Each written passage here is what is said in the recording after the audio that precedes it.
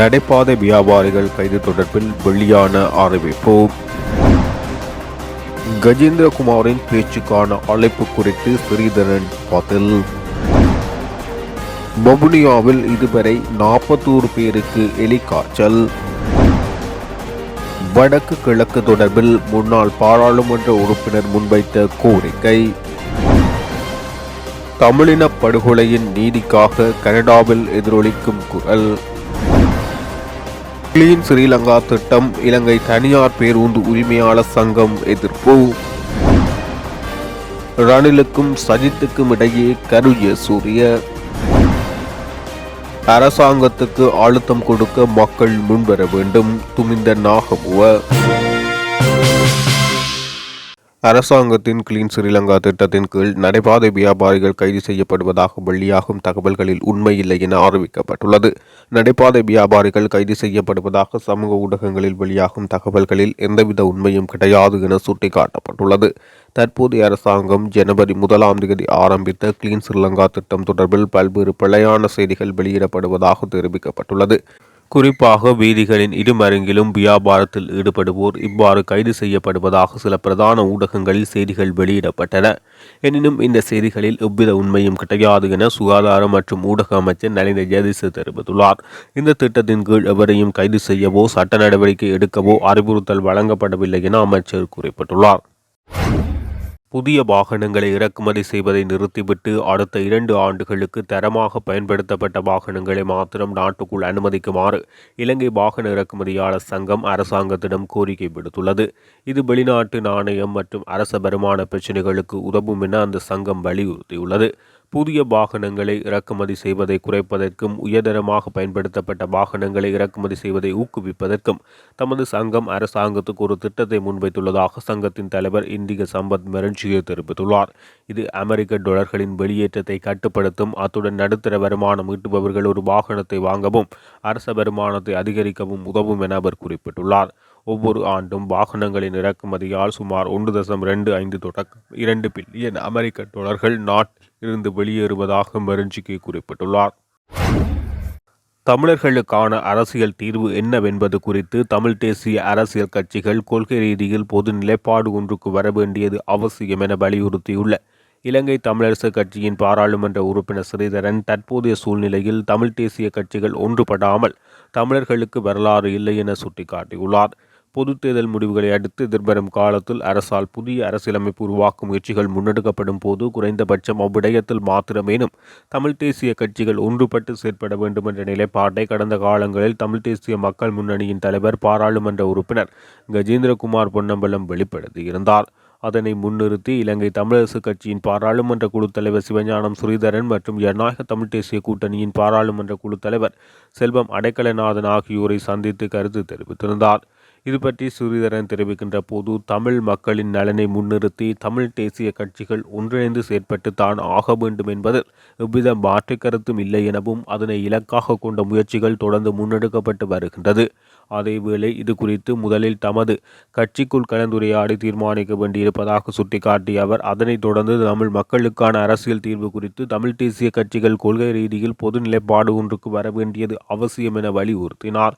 இது எவ்வாறு இருப்பினும் தற்போதைய சூழ்நிலையில் தமிழ் தேசிய கட்சிகள் ஒன்றுபடாமல் தமிழர்களுக்கு வரலாறு இல்லை என ஸ்ரீதரன் சுட்டிக்காட்டியுள்ளார்.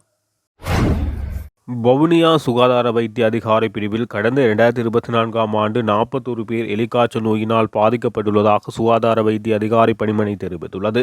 வவுனியா மாவட்டத்தை பொறுத்தவரை சிறுபோகம் மற்றும் பெரும்போகம் போன்ற நெற்பயிற்சிகை காலங்களில் எலிக்காய்ச்சல் தொற்று கடந்த காலங்களில் குறிப்பிட்ட அளவு பதிவாகியது. எனினும் 2024 ஆண்டு ஜனவரி தொடக்கம் டிசம்பர் வரை 41 பேர் எலிக்காய்ச்சல் நோயினால் வவுனியா சுகாதார வைத்திய அதிகாரி பிரிவில் பாதிக்கப்பட்டனர். இவர்கள் குணமடைந்து தற்போது வீடுகளுக்கு சென்றுள்ளனர் என சுகாதார வைத்திய அதிகாரி பணிமனை தெரிவித்துள்ளது. வடக்கு கிழக்கு இணைந்த ஒரு மாநிலமாக தமிழ் மக்கள் சுயாட்சியுடன் வாழக்கூடிய அரசியலமைப்பு புதிய அரசாங்கம் உருவாக்க வேண்டும் என முன்னாள் பாராளுமன்ற உறுப்பினர் சுரேஷ் பிரேமச்சந்திரன் தெரிவித்துள்ளார். வவுனியா கோவில்குளம் பகுதியில் நேற்று இடம்பெற்ற ஜனநாயக தமிழ் தேசிய கூட்டணியின் நிறைவேற்றுக்குழு கூட்டத்தின் பின் ஊடகங்களுக்கு கருத்து தெரிவிக்கும் போது அவர் இதனை தெரிவித்தார். இது தொடர்பில் அவர் குறிப்பிடுகையில், நடந்து முடிந்த தேர்தல் தொடர்பாக ஜனநாயக தமிழ் தேசிய கூட்டணியின் நிறைவேற்றுக்குழு உறுப்பினர்கள் 2 தடவை இணையவழி ஊடாக கலந்துரையாடியுள்ளோம். நேற்றைய கூட்டத்தில் வரவிருக்கும் உள்ளூராட்சி சபை தேர்தல் தொடர்பில் கலந்துரையாடினோம்.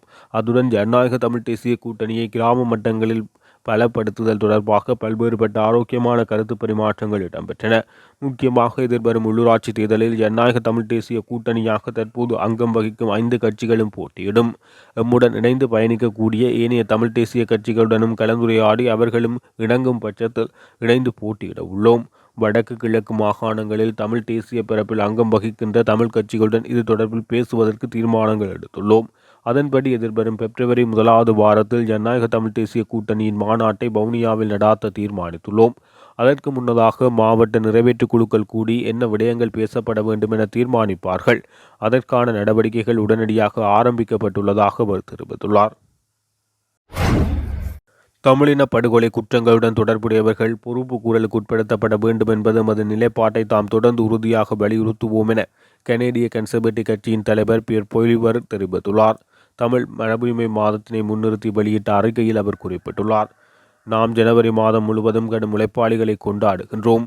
கனடாவில் வாழும் தமிழர்கள் அவர்களது வரலாற்று பாரம்பரியத்துடன் நெருங்கிய பிணைப்பை கொண்டிருக்கும் அதேவேளை பல தசாப்தங்களாக எமது சமூகத்தின் வளர்ச்சிக்கு பங்காற்றியுள்ளனர்.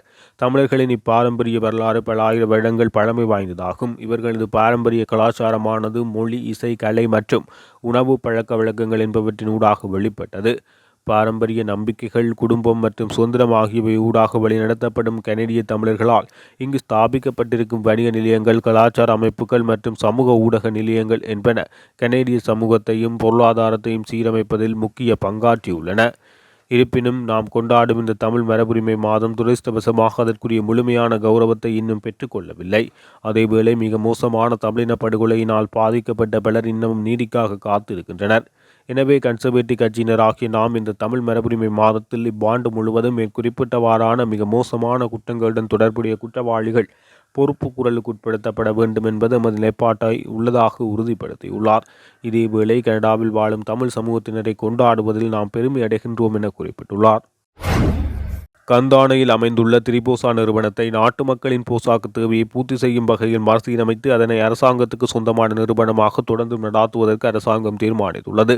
திரிபோசா நிறுவனத்தின் தற்போதைய நிலைமை மற்றும் அதன் எதிர்கால அபிவிருத்தி நடவடிக்கைகள் குறித்து சுகாதார அமைச்சர் தலைமையில் நேற்று வியாழக்கிழமை இடம்பெற்ற கலந்துரையாடலில் இந்த தீர்மானம் எடுக்கப்பட்டுள்ளது. திரிபோசா நிறுவனத்தை அபிவிருத்தி செய்து அதன் பலன்களை மக்களுக்கு வழங்குவதற்கு முன்னைய அரசாங்கங்கள் முறையான வேலை திட்டத்தை நடைமுறைப்படுத்தாத காரணத்தினால் அதன் பலன்களை மக்களால் பெற முடியாமல் போனதாக அமைச்சர் தெரிவித்துள்ளார். பேருந்துகளில் போலீசார் மூலம் மேற்கொள்ளப்படும் சோதனை நடவடிக்கைகளினால் ஏற்படும் சிக்கல்கள் குறித்து கலந்துரையாட இலங்கை தனியார் பேருந்து உரிமையாளர் சங்கம் தீர்மானித்துள்ளது. இதன்படி எதிர்வரும் வாரத்தில் பதில் போலீஸ் மாதிபருடன் இது தொடர்பில் கலந்துரையாடப்பட உள்ளது. இந்த கலந்துரையாடல் இடம்பெறும் வரையில் தனியார் பேருந்து உரிமையாளர்கள் எதிர்வரும் வாரத்தில் முன்னெடுக்கப்பட உள்ள பணி புறக்கணிப்பு தற்காலிகமாக இடைநிறுத்தப்படும் என அதன் தலைவர் கெமினு விஜயரத்ன தெரிவித்துள்ளார். தற்போதைய சூழலில் தனது தொழிலை நடாத்துவதில் தாம் சிக்கல்களை மேற்கொண்டுள்ளதாகவும் போலீசாராலோ அல்லது எவராலும் மோட்டார் வாகன கட்டளை சட்டத்துக்கு மேலாக செயற்பட முடியாது என அவர் குறிப்பிட்டுள்ளார். ஐக்கிய மக்கள் சக்தி மற்றும் அதன் தாய் கட்சியான ஐக்கிய தேசிய கட்சியை மீள இணைக்கும் செயற்பாட்டுக்காக முன்னாள் சபாநாயகர் கரு ஜெயசூரியவை இணைத்துக் கொள்ள வேண்டும் என யோசனை முன்வைக்கப்பட்டுள்ளது.